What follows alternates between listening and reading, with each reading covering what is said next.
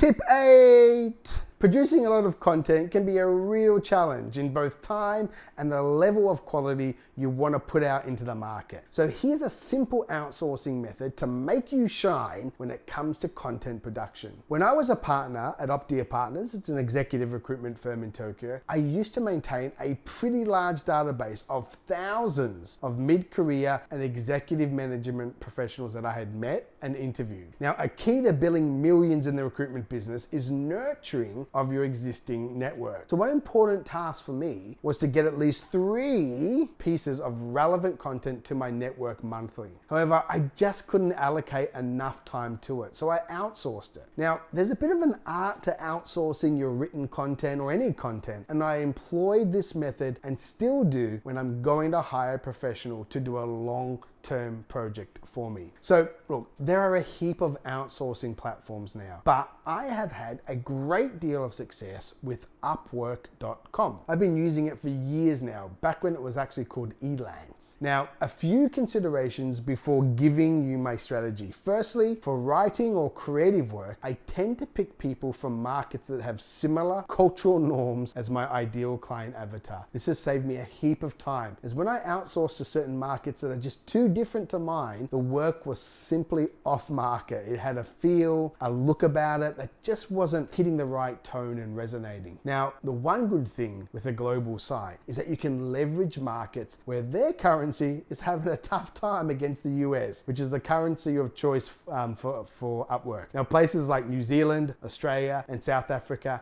have excellent freelancers, and you can get more bang for your buck. So the process I follow is to put a very detailed job in Upwork. I start with the end result first. I explain what this project should look like when it's completed. I want that very clear, and then I work to show the what, who, how, why of the project. Where possible, I attach examples of the work that can give a feel of what I want. I give as much as possible, as much detail as possible. I don't make assumptions about anything, and I spell out the expectations of the requirements. Don't assume anything. Putting time in the front end of this will help tremendously. I also talk about my expectations and how we're going to work together, as the how is just as important as the what. Now, this first project is a test project that will be based on the main task and regular work that I'll need. It's a selection project. Now, pricing wise, I tend to use a flat fee rather than an hourly rate. The way I determine the price is I look at my hourly rate and then I start at about 20% of that. And that's what I first budget for. Now, you can edit and increase it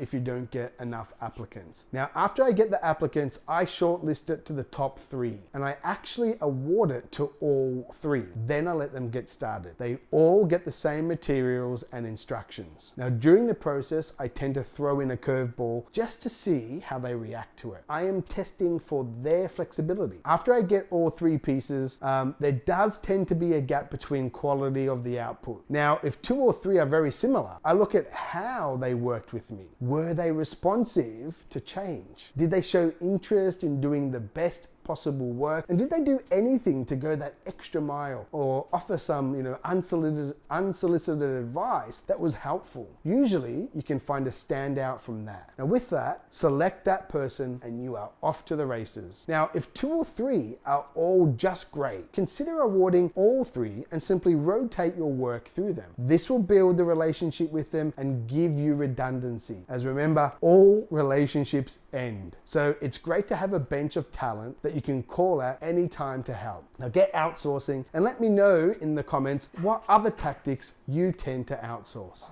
Thanks.